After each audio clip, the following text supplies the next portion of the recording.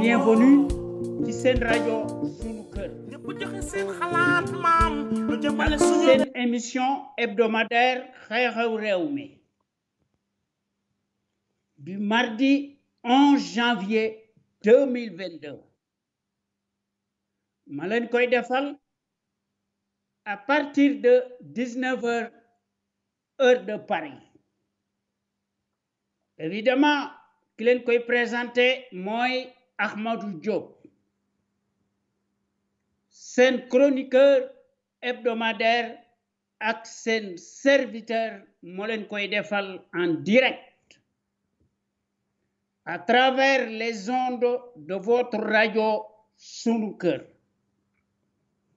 la première radio panafricaine exceptionnelle de renommée internationale. Comme vous le savez, qui émet depuis la Californie ci Los Angeles. Duma tay di ko wax, la répétition est pédagogique. Sunu Sénégal gi nan ci farlu jubbanti ko mu génn ci ndox mi ak ci tumuranke bi. Sunu Sénégal gi yilif boppam mu def ko dans l'action matérielle sur le terrain. Le régime présidentiel, autoritaire, monarchique, tel qu'il est conçu, est fondamentalement arrogant, liberticide et rétrograde par définition. Mooy aggraver un peu plus notre descente aux enfers par la pagaille d'un seul homme qui s'autodéclare le Dieu sur terre. Constitution moribonde bi mooy autoriser le statut d'immunité qui est source d'impunité. Muy la constitution moribonde importée sans notre consentement volontaire te defuñu ko ci sunuy coobaray bopp. Waaw, te élaboré wuñ ko te voté wuñ ko à l'unanimité par voie référendaire des Sénégalais et des Sénégalaises, populaires ni pensés par nous-mêmes et pour nous-mêmes. Au pays de la Teranga, dañuy wax la République du Sénégal et non sénégalaise. Il y a nuance, xam nañ li tax ñu koy def. Du ma ci dellu si waaye li wóor mooy leen l'étrange constitution est écrite exclusivement en français te am na lu muy nuru ndax constitution bi dafa nekk une photocopie boo xam ne dañ koy distribuer largement dans les 13 autres pays africains francophones sous tutelle coloniale. C'est pareil aussi pour les PCE. Si on l'appelait la République sénégalaise, aurait pu avoir plus de tonalité et de portée politique. République française la ñuy wax, République démocratique algérienne la ñuy wax, ak dëkk yi nga xam ne ñoo yilif seen bopp. Waaye ñun ñi nga xam ne ñoo nekk des activistes nekk ci conscience patriotique pour le changement, xam sa réew, bëgg sa réew, jariñ sa réew. Sunu existence li ko waral lenn la, danoo taxaw temm nag ndax sunuy discours duñ ko xumtoo. Li nga xam ne moonu yitteel dëggantaan un véritable état régalien de droit, séparation des pouvoirs am fi, une justice impartiale buy tëdde njaxaanaay et non soumise, de manière que nous puissions avoir un véritable contre-pouvoir. Sunu Sénégal gi nekk ci kanam, sans la liberté kenn mënta tabax dara lu jag. Budul woon ak sénégalais yi doo nekk dara. Nga ne man ku ma wax dara ma tëj la ci kaso bi ndax dama am article bu may protéger. Xam ngeen ne constitution boobu baaxul. La répétition est pédagogique. Hier, comme démb, depuis 18 ans, notre radio sunuker.com dafa jël le contre-pied de la presse, de la servitude servile. Sunu radio bi dafa nekk à l'avant-garde et à la pointe du combat juste et pour l'émergence du Sénégal. Debout et fier de l'être. Son radio bu mag bi mësta nekk ci les chantiers battus, day proposer du neuf, les tabous, te day bousculer les idées reçues, te day innover, te day populariser la démocratie. Son radio bu mag bi mësta nekk ci les conventions ubuesques de l'établissement, s'inscrit dans sa trajectoire révolutionnaire qui évolue dans le bon sens des valeurs et des progrès immenses, exponentiels, salutaires et indispensables pour que nous soyons capables d'assurer le destin de notre pays sur des bases voulues. En toute logique, en toute indépendance et en toute conscience, qu'on le veuille ou non, et n'en déplaise à la pestilentielle apérisée, notre média est devenu comme jamais un phénomène de société qui reste le seul à aborder librement les sujets les plus variés qui sont considérés comme la loi de l'omerta, en particulier la gouvernance politique, bancalement ethnique, que les médias serviles du service public ña fa nekk ñoo fa masa nekk di riigu. Les mêmes patronymes particuliers visiblement bien sonnants fu na la ñu nekk nañ ci la maison de la presse présumée, nekk nañ ci APS, ñoo ëpple ci RTS, la radio télévision Racine Talla Macky Sall. Loolu moo am ci dans le journal Jant bi yaa xam mbay day xar mat transhumant bu mag la waaye nag day saaga ñoom ñépp daanaka tous la presse, les médias serviles ak privés, tous arrimés et deviennent de facto des instruments alimentaires politicards soumis aux ordres monopolisés par le pouvoir calamiteux, tortionnaire, usurier. Dañuy xam noppi di sëgg ndax maanduwuñu te amuñu patriotisme te civisme kenn du ko waxaale parce que ñëpp xam nañ ko. Notre radio sunu kër des innovations par la qualité des informations qui sont largement publiées sur le site sunuker.com, que par les analyses pertinentes des sentinelles sénégalaises à travers Sen Radio, l'avant-garde du civisme et du patriotisme. te loolu noo ngi koy def en toute humilité te loolu dafa nekk une exclusivité de votre site Sunu Kër ak Sun Radio bu mag bi. Vous ne trouvez nulle part ailleurs de telles informations capitales utiles, les plus importantes, si diverses et variées par leur qualité éminemment prouvée, qui relèvent incontestablement de la géopolitique et qui contrastent parfaitement avec la platitude manifeste de la servilité en place endogène.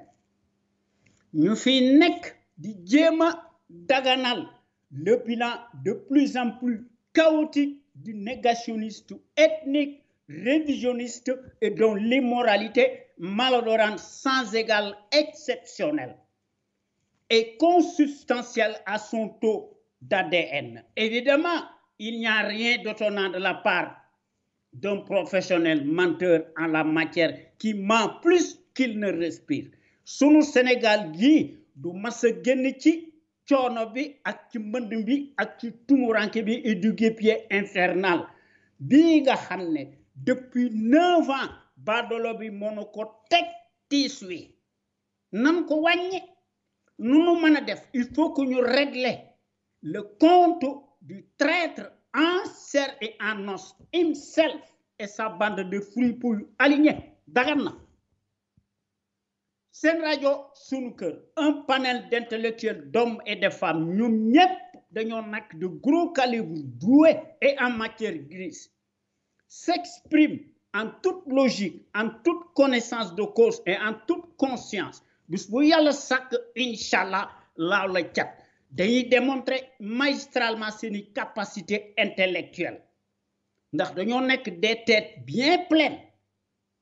Dañuy décortiquer l'actualité nationale et internationale sans complaisance d'aucune sorte et qui font part de leur expertise sur les produits toxiques, chimiques, notamment les faits divers scientifiques, sanitaires, sociaux, religieux et politiques. Sans oublier les incivilités patentes dont sont coupables les politiciens véreux qui ont manifestement failli à leur mission régalienne. Dañuy ubbi di gën a ubbeeti chaque jour que Dieu fait la boîte de Pandore à certains citoyens sénégalais égarés par leur manque de conscience qui se soulagent publiquement et piteusement aux abords des bâtiments. Sen Radio Sunu Kër moo nekk la radio la plus populaire qui reste comme jamais l'éternelle cheville ouvrière des sentinelles sénégalaises, aux vérités implacables aux bras d'acier, inastables et qui font constamment preuve d'analyse pertinente sans complaisance, ne souffrant d'aucune ambiguïté sur la chose publique au Sénégal.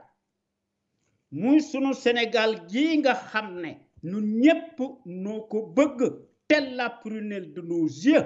Voyez, chaque jour que Dieu fait, l'actualité politique bi day bari te day senn te day siit duñ xam fan la ñuy commencé ak fan la ñuy teeral. Dañuy seet li nga xam ne mënuñu ko ñàkk bañ a wax ñu wax ko ndax wax dëgg yàlla bu ñu bëggee wax lépp duñ ci génn. Suñuy principe ñun ñi nga xam ne ñoo nekk ci conscience patriotique xam sa réew bëgg sa réew jariñ sa réew li nu tax a jóg lenn la. C'est pour le cas du Sénégal ñu unir rassembler autant de patriotes autour de notre idéal commun.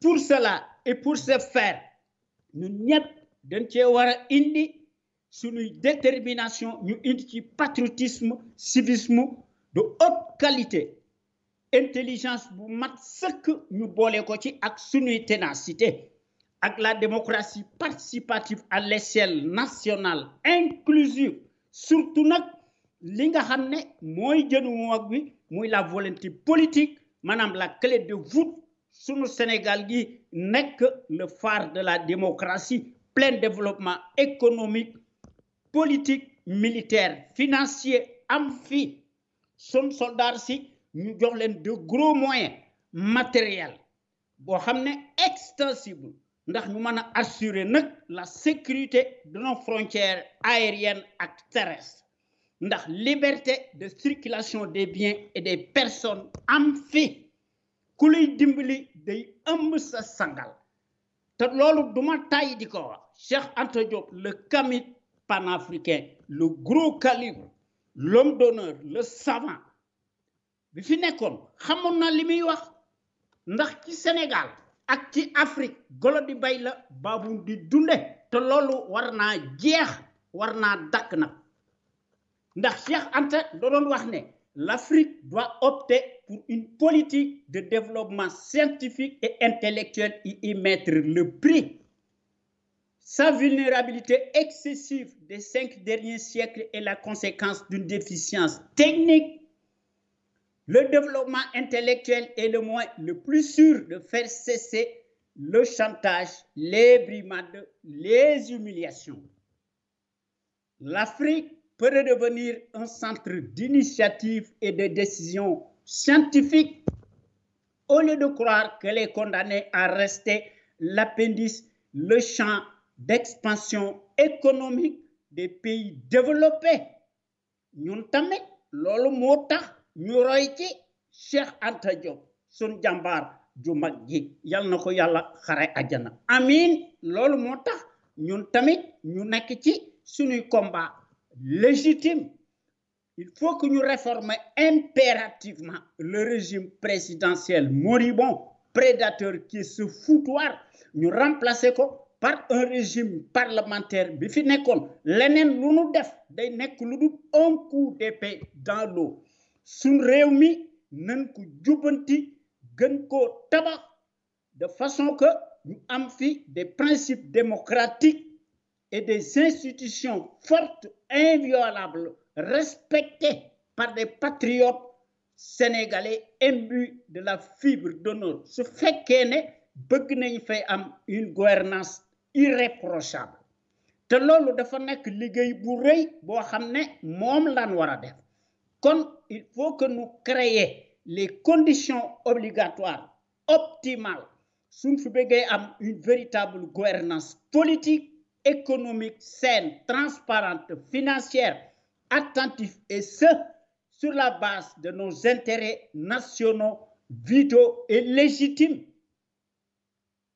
de la nation sénégalaise. Pour toutes ces raisons, et pour ce faire, il faut que nous tekki sunu bopp réew mi de véritables sentinelles sénégalaises impartiales, charismatiques, de manière qu'elles soient en mesure de créer une impulsion dynamique pérenne. Cela étant dit, il faut que nous cultivions le patriotisme, la démocratie, la justice sociale, la justice tout court, l'éthique, l'équité, l'unité nationale en fi, sécurité en fi, te lu ci manki dara du xew.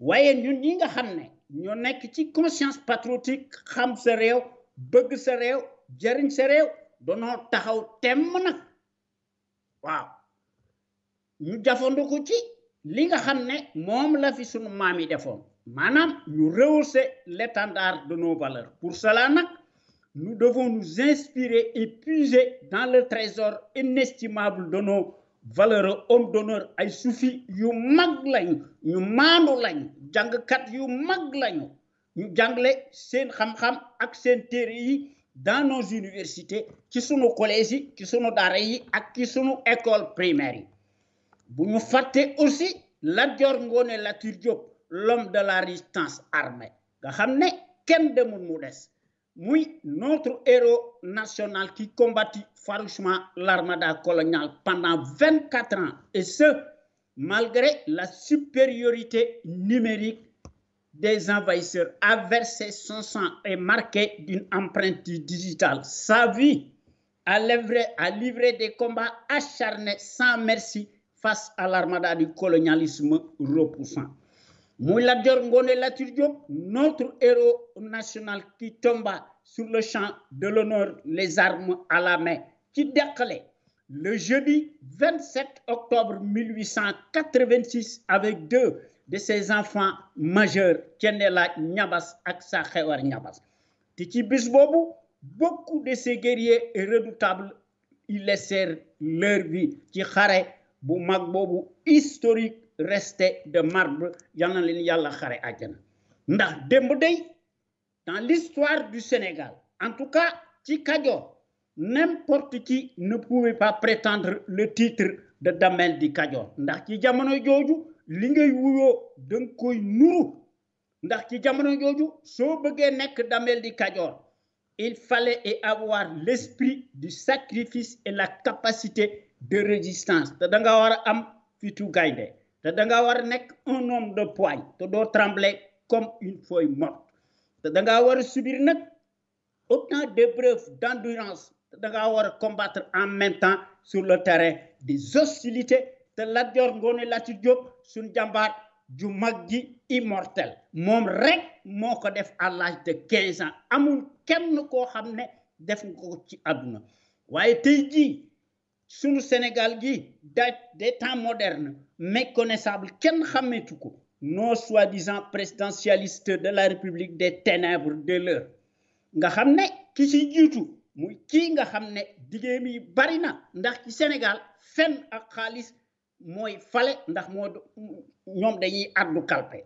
Daanaka ñoom ñëpp dañoo nekk des multimilliardaires par des raccourcis, des postes de nomination tànn sa bu la neex. Ci loolu la ñu nekk se réduisent nag daanaka en roitelets pour n'être que des abrutis poltrons, des clowns de pacotille entourés de garde-corps, se donnent nag piteusement la qualité de dirigeants imaginaires. Ndax ragal yu mag lañu. Bu ñu seetloo seeni mbir gëmuñu dara. Seen bopp rek lañu gëm ak xaalis ak ñi leen jilif. Bu ñu fàtte aussi les gros intellectuels de la trempe de Cheikh Anta Diop ak Mamadou Dia que sais-je encore. Borom xam-xam yi bari na fi ku ko bëgg a gis da nga ko gis. Il faut que ñu cultiver fi le civisme chez les populations. Le civisme mu nekk le réflexe décent de tout citoyen responsable qui a sa place dans la société. Le civisme implique le savoir-faire et la civilité lorsqu'il s'agit de la chose publique. Ndax en tant que citoyen à part entière soo amee ay droit da nga war a ay devoir. waaye classe gu Macky Sall ak ñoom Moustapha Niasse et compagnie day ñoom day daanaka seeni mbir jër te wax sax xaaral sax mu màndu. waaye daal li ci nekk daal mooy ñun ñi nga xam ne ñoo nekk ci conscience patriotique pour le changement, xam sa réew bëgg sa réew jëriñ sa réew, ñun daal bokk nañ ci l'avant-garde des consciences yi nga xam ne dañoo bëgg a éveiller nit ñi et exclusivement nag sur la chose publique. Ndax ci loolu nag donc ci def une vaste campagne de sensibilisation massive de manière que chaque citoyen sénégalais ak citoyenne sénégalaise foo mën a nekk da nga war a am le devoir moral nga jël ton bulletin de vote nga teg ko ton arme électorale.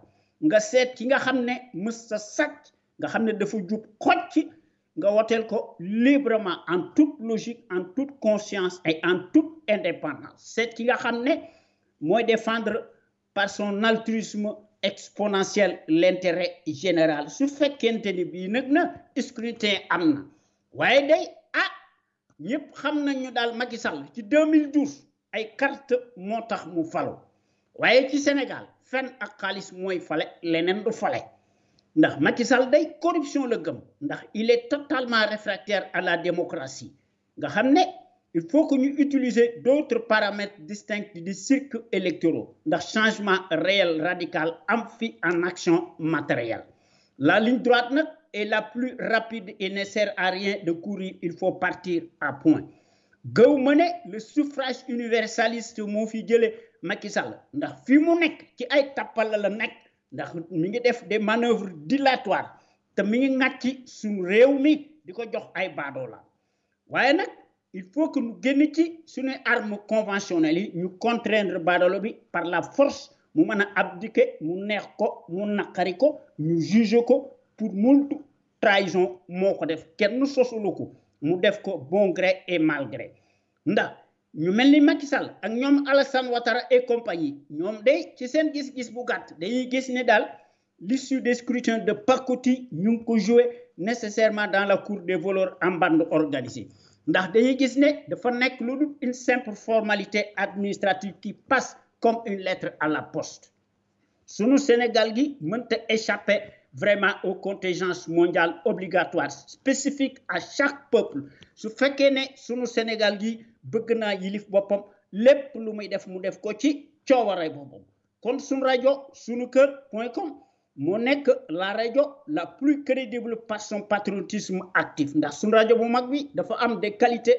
exceptionnelles la qualité nag est avant tout un état d'esprit qui vise à l'excellence yokkute am fi ci jëf ci jikko ak ci jëf mu won ko askan wi bu leer naññi te loolu la sunu rajo bi am ak les véritables sentinelles sénégalaises qui s'expriment librement en toute indépendance et en toute conscience sur des bases voulues et qui compensent par leur esprit alerte la bassesse et la médiocrité d'une certaine classe politicarde plutocrate multimilliardaire des raccourcis politiques. Les sentinelles sénégalaises qui s'expriment à travers votre radio sunukër.com, nous avons une logique crédible, patriotique, nationaliste bien placée. Nous avons distillé peu à peu dans les consciences sénégalaises. Sunu Sénégal gi aille dans l'avant. Sunu Sénégal gi top ci sur la trajectoire des grandes nations émergentes. Nga xamné am réew su bëggé am su amé fayda lool la def. Waye ñepp xam nañ dal ci sunu radio bu mag bi ndax quant à elle historiquement et présentement elle est par définition la référence exemplaire. Et à la différence d'une certaine caste servile instable de référence, s'accommode mécaniquement et hystériquement par la désinformation et la manipulation. N'agit qu'au doigt et à l'œil du régime capitulaire négationniste et de son chef valet, menteur professionnel, profanateur, mécréant, franc-maçon, nègre de service en place. C'est radio sunukër.com, fidèle à elle-même, dans sa ligne éditoriale qu'on lui connaît nécessairement, reste comme jamais le rempart de la démocratie réelle qui porte par excellence la marque du support médiatique sénégalais, le plus libre pour son indépendance plausible par rapport à un exécutif corrompu, juge et parti impulsif et qui dicte par devers sa propre loi arbitraire au nom de la tyrannie pour faire taire toute voix discordante des opinions libres.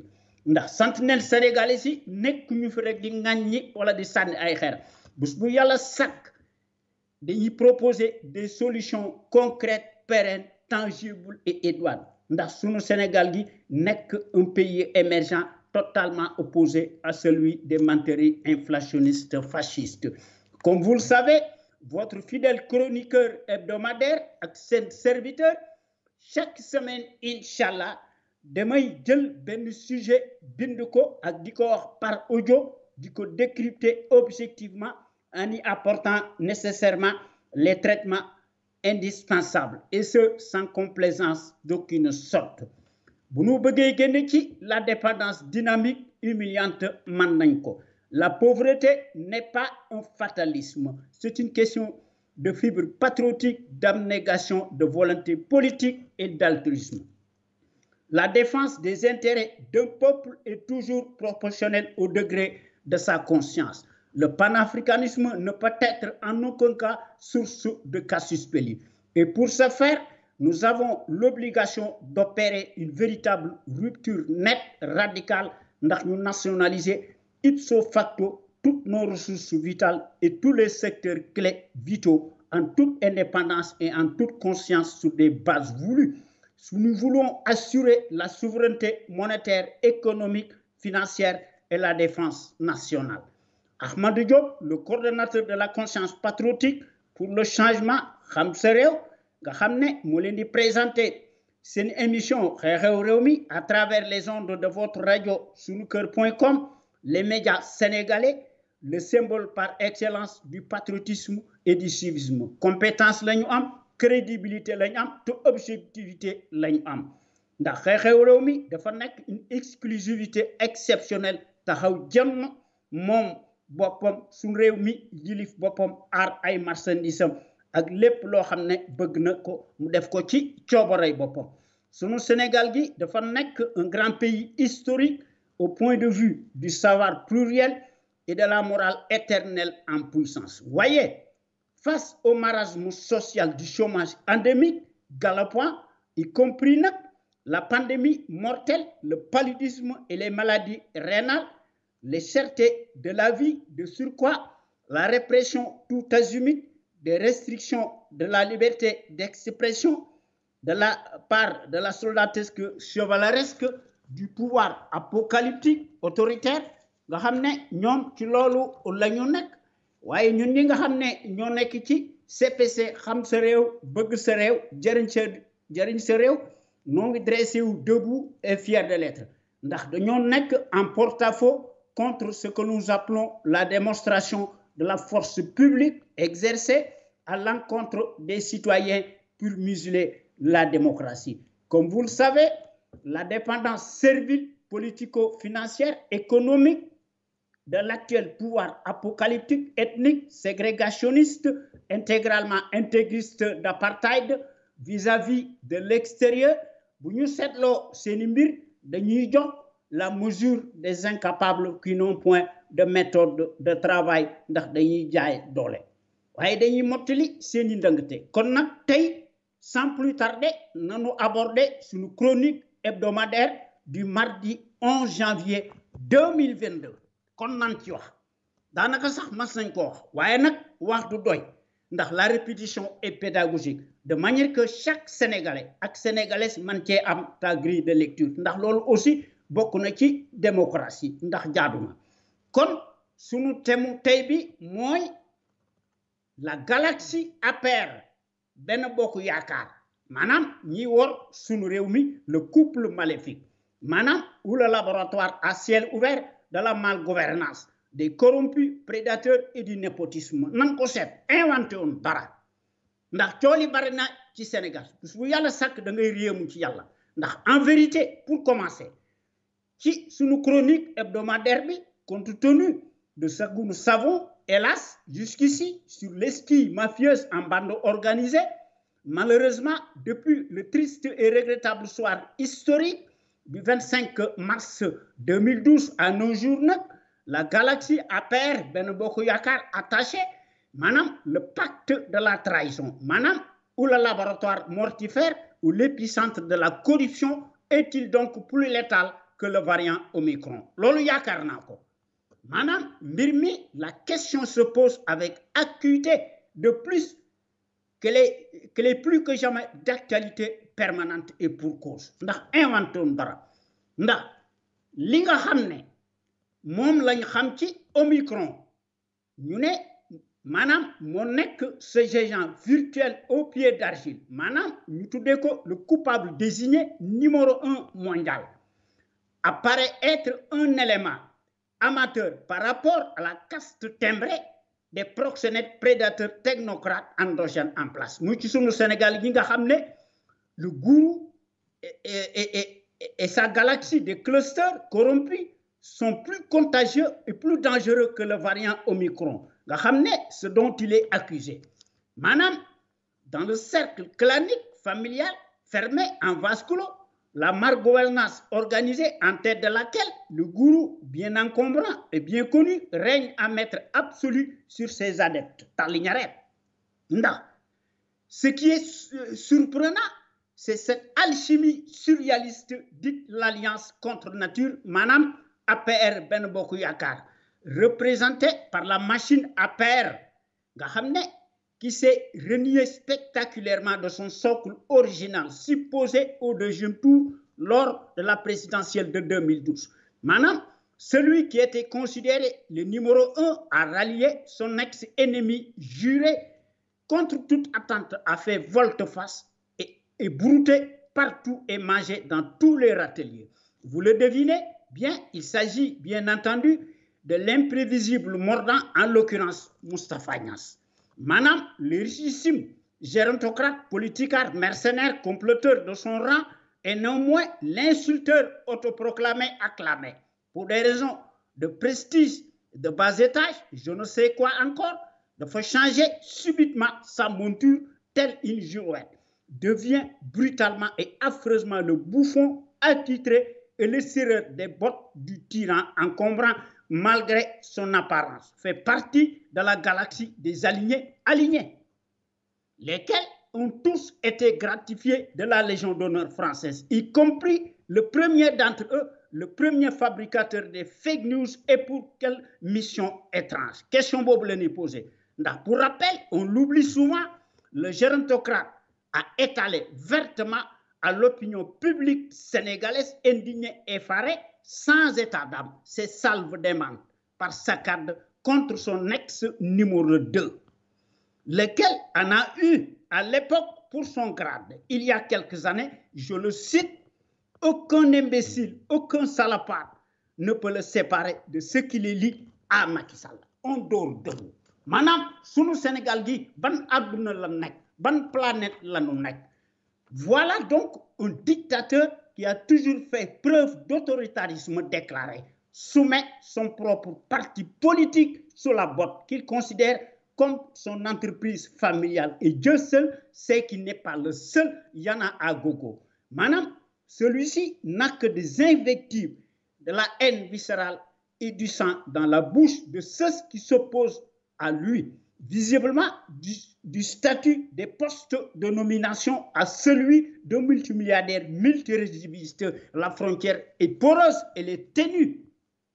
Ceux qui se ressemblent par leur platitude démesurée se valent tous, ont le même moule dans leur ADN.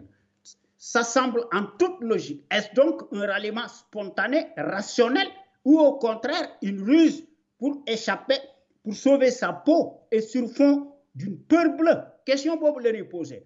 Maanaam dafa mel ni que selon l'étroitesse d'esprit de certains esprits en panne, maanaam veut que maanaam ñoom dañuy gis ne la politique de kilifa, maanaam notable moom lañ tuddee seen bopp, se mesure à l'aune de la puissance de l'argent et des raccourcis politiques. Loolu kat moo fi nekk, gisuma fi leneen.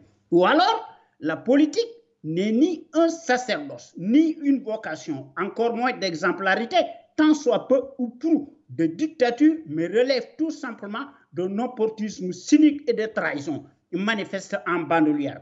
Avec toile de fond des intérêts crypto-personnels de caniveau, création bobu la ñuy posé, yaakaar naa ne loolu moo fi nekk. Maanaam que nenni Moustapha Niasse ou l'alliance contre nature visiblement clanique, déclinante, répressive, n'a rien à envier à celle d'une secte, joue sur les mêmes plates-bandes que l'engeance toxique désignée et vite trouvée. Maintenant, brille à ciel ouvert. Dans les deux cas, la corruption au début et l'argent sale qui font froid au dos, coulent à flot, circulent librement. Il va sans dire que tous les chemins mènent directement au palais du tribal pétain noir, le trisomique dénommé à juste titre l'épicentre de la corruption et des vampires fétichistes saltigui versus la Abia Remana Nedoko Bandung. Lolo mo fi nek power. Maintenant, décidément, le ridicule ne tue plus ci sunu Sénégal gi nga xam ne notre pays étrange est à la renverse. Ndax li tax mu wax ko mooy une certaine presse corrompue de la tête aux pieds, courtoise certes et animée de facto au totalitarisme ambiant, écrit servilement le dictat, arrondit les angles et centrait le coin, enjolive sa sémantique, obscure pompeusement emphatique, et ce par des propos aigus, obscurs clairs. Local 2022, Benno Bokk Yakaar va dépenser 3 milliards 500 millions de francs CFA. On dort debout. Le dit acronyme nébuleux veut laver à grande eau le magot si colossal afin de lui donner un caractère légal qui est totalement renversant et illégitime. Leneen la moo ci nekk. Maintenant, le laboratoire Benno Bokk Yakaar, digne d'un totalitarisme à la Gestapo, est-il donc un abreuvoir de voleurs blaireaux unifiés? Question bobu la ñuy posé encore ndax question yi ñuy posé bari na. Maanaam l'absolutisme unidirectionnel et l'argent à gogo des seigneurs prestidigitateurs, madame des magiciens, Guissané, Talignare, taillés sur mesure, et par des postes politiques servent de contradiction ñooy régenter la démocratie dans la plupart des partis politiques sénégalais loolu moo fi am en vérité la face cachée du prétendu 46e département de Keur Massar livre peu à peu ses secrets et ses zones d'ombre. Comment une bande de malfrats organisés a pu réunir en un quart de tour une telle somme astronomique? Mbir mi doy na kii man. Est-ce vrai? Maintenant, manifestement, il y a anguille sous roche sur les 3 milliards 500 millions d'un trésor de guerre nébuleux.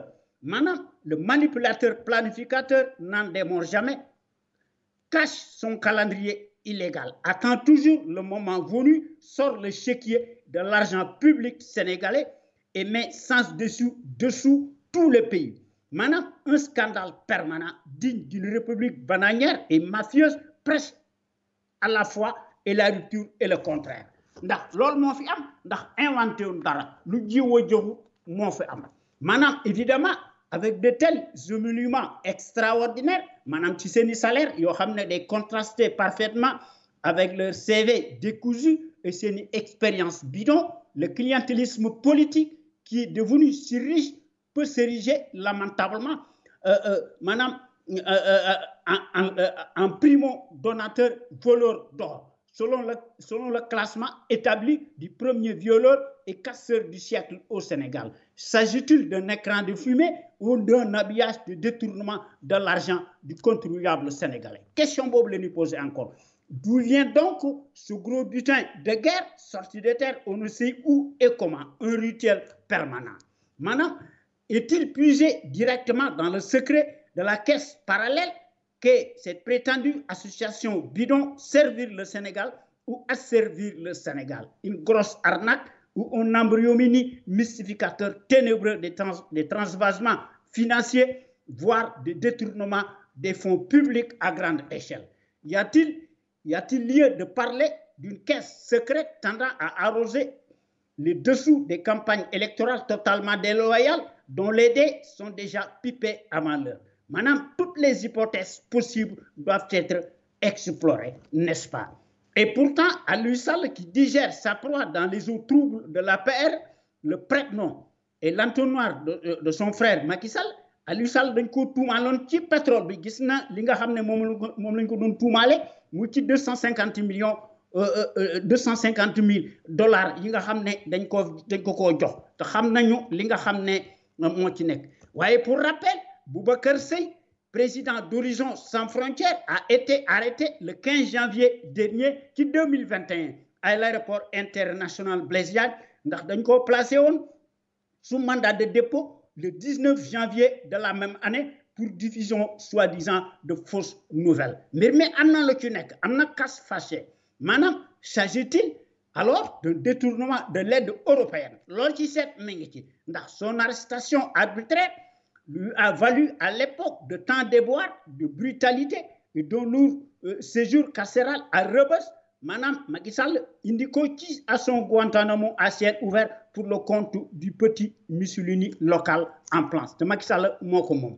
Maanaam Boubacar Seye, selon une certaine presse bien renseignée sur la question, dafa préciser avoir reçu le document en question par mail de la part de Madame Patrice Desbornes du service public de l'Union européenne. Kon kooku wax na dëgg Boubacar Seye waaye suñu réew mi dëgg amu fi maanaam tojaange da ngay xam noppi. Et d'autre part, selon les mêmes sources, il aurait reçu un document exclusif de l'Union européenne avec des montants programmés et les bénéfices de ces programmes d'un montant de 180 millions d'euros. Est-ce donc la somme astronomique dont parlait justement Boubacar Seye, président d'Horizon Sans Frontières?